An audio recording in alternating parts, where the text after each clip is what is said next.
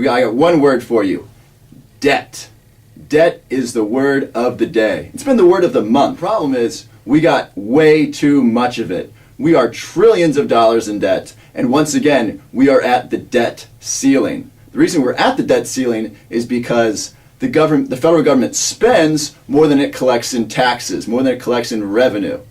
And when you do that, you accumulate debt. We have way, way, way too much of it.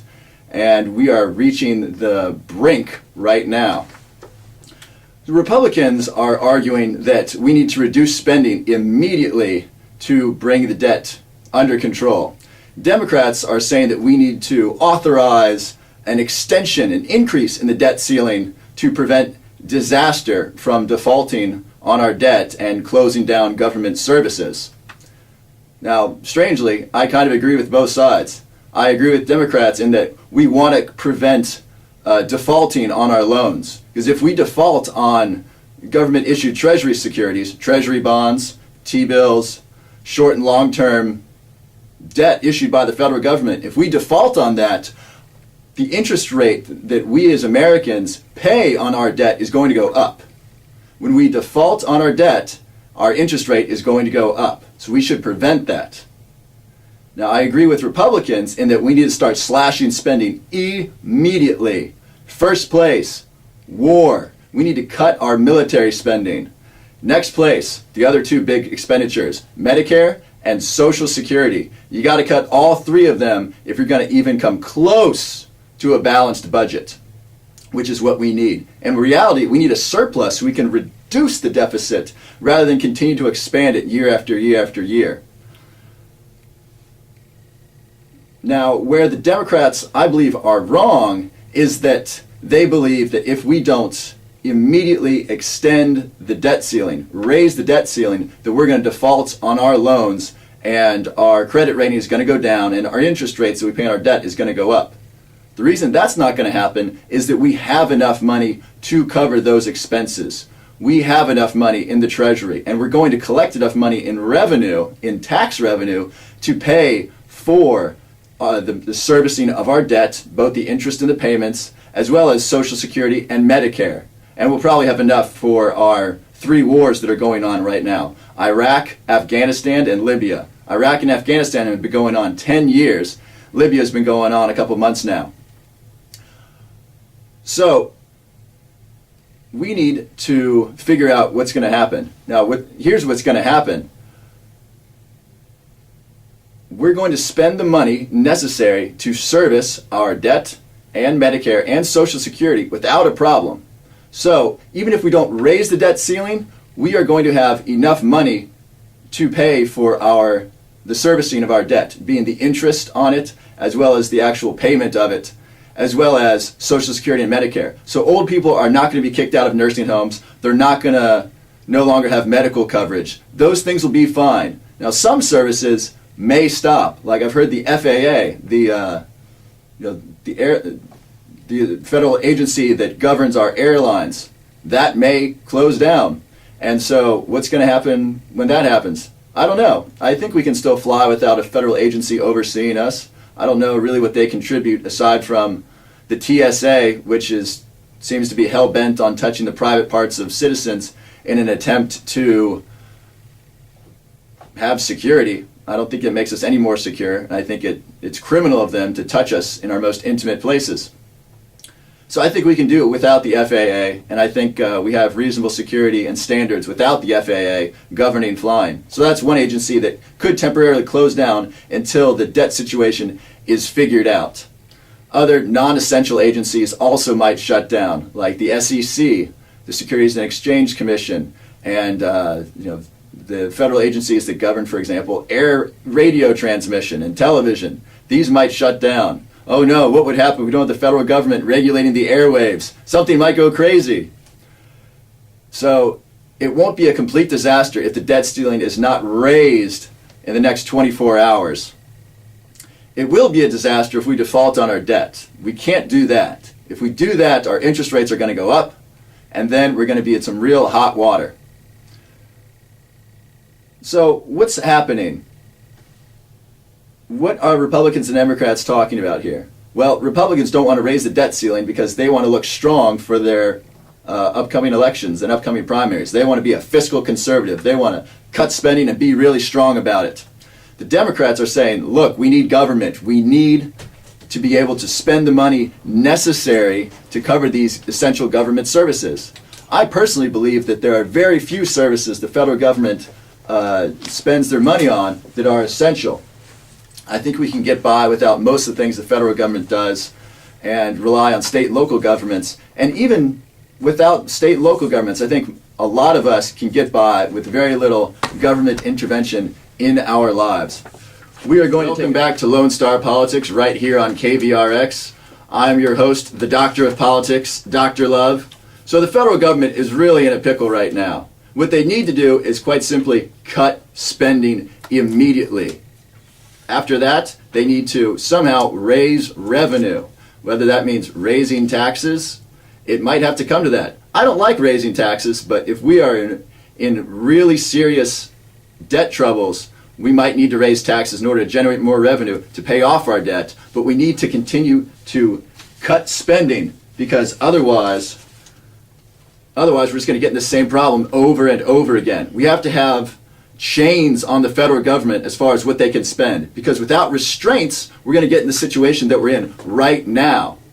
And this is not just Democrats that are overspending. We got Republicans that are spending way too much. For example, George W. Bush. He, a conservative who prided himself on being small government, he grew the size of the government tremendously. He started up federal agencies like the Department of Homeland Security. He started 2 wars, which cost the taxpayer a lot of money. Under his presidency, we had the Transportation Security Administration, which is now touching the genitals of our women and children before they fly. Lots of big government programs were instituted under him. And the biggest thing that he did as far as spending, the biggest contribution to the debt of George W. Bush was the unfunded payment of pharmaceuticals by the federal government over Medicare. Let me say that again. George W. Bush passed an unfunded Medicare package for seniors. He passed prescription drug care for seniors. That is billions and billions of dollars. Imagine how many drugs seniors are taking. And you didn't raise taxes to pay for it. It was a completely unfunded bill that just made seniors happy because, hey, they got prescription drugs covered now. But it wasn't paid for. So this kind of thing just is increasing the debt. And so now we're really stuck. So what do? We got to cut spending. Cut immediately. Cut the wars, stop the wars, bring the troops home, and make Social Security and Medicare sustainable. It is not sustainable right now. We're going to be in huge trouble when the baby boomers retire. We need Medicare and Social Security to be reasonable and hopefully phase them out eventually. As we are living longer and longer, there's no way we're going to be able to retire at 65, 70, or even 75 and then live another 30 years and expect the government, or in other words, the taxpayers, to pay for our health care and to pay Social Security for all those years. So we need to get a dose of reality at the federal level, and we need to cut immediately, and we need to start trimming down Social Security and Medicare to make them sustainable. But first, let's end the gosh darn wars. We've been at war for 10 years in Iraq and Afghanistan. Enough is enough. So what's going on in the state of Texas? Well, Governor Rick Perry is considering running for president. Every time I'm on Facebook, I see a little ad for him that says, should Rick Perry run for president? The answer is, well, maybe. It'll certainly be interesting to see another Texas governor go after the Oval Office. And I hope that if he runs, then he won't run for re-election for governor in Texas. Because as of right now, he is the longest standing governor in the history of Texas. And we need somebody else in there. We've had enough Rick Perry governing the state of Texas. So maybe if he runs for president, he won't go for re-election for the governorship in the state of Texas. But what's really interesting is Governor Perry has gotten himself into a really tight corner regarding who his supporters are. He's sponsoring this National Day of Prayer, and he invited governors, I think of 27 or 30 states to come join him, and he's he's doing this with a very conservative group that is about, quote, family values. Now, unfortunately, that means that they are very anti-gay.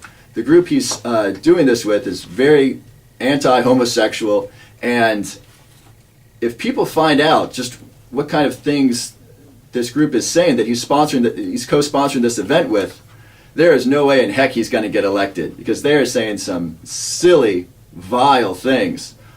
I was watching the Rachel Maddow show last night, and she had some quotes from one of the heads of the organization that Rick Perry is sponsoring this event with, and it was ridiculous. He said things like, homosexuals can't breed, therefore they have to recruit.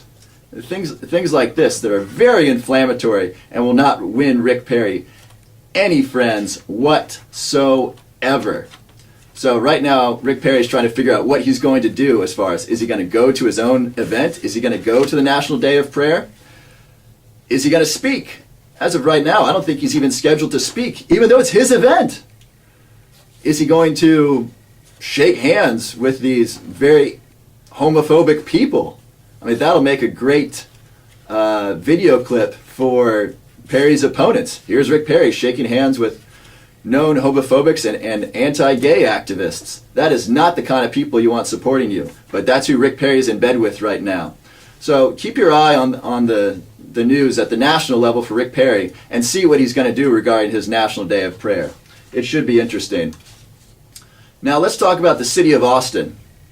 As you may or may not know, recently the city council passed a referendum to extend parking meters in the city of Austin. As of right now, we pay to park on the streets, on public streets, from the hours of, I believe, 8:30 a.m. until 5:30 p.m., Monday through Friday. City Council wants to extend that to 8:30 a.m. to midnight, Monday through Saturday, downtown. They want to charge people until midnight to park downtown. Needless to say, many folks who frequent downtown, especially musicians who play downtown, and bar owners and those who work in bars, clubs, and restaurants downtown, are very concerned about this. They're afraid that it might lessen the number of people that come downtown to spend money. It might hurt the live music industry. And it can make going back to your car unsafe if you're a service industry worker, because you're no longer parked on the street. You might be parked in a dangerous garage. So lots of people are very unhappy with this. When we come back, we're going to talk with Travis Snavely, who started up a group right here in Austin to oppose the extension of the parking meters. And we're going to find out just how much progress he's made and how his group has helped stop this extension of taxes in Austin. You are listening to Lone Star Politics right here on KVRX. Dr. Love, and I'm here with Travis Snavely of Amped, Austinites Against Metered Parking Extensions downtown. Travis, welcome. Thanks, Rob, for having me. Well, the City Council asked the Urban Transportation Commission last year to do a study and find out what we wanted to do with the parking situation downtown and if we wanted to extend the meters. So they did a study. They came back to the council with extending the meter hours until midnight, Monday through Wednesday. And as you said, right now it's only until 5:30, Monday through Friday. So this is a big extension of the meter hours. What they did in order to get public comment, they put out a survey on their own website, which the public commented. 88,500 people took this survey, and overwhelmingly they said, no, we do not want this. We do not want this meter extension. We do not want to have to pay to park at night. So the city commissioned a survey, and they asked citizens for public input.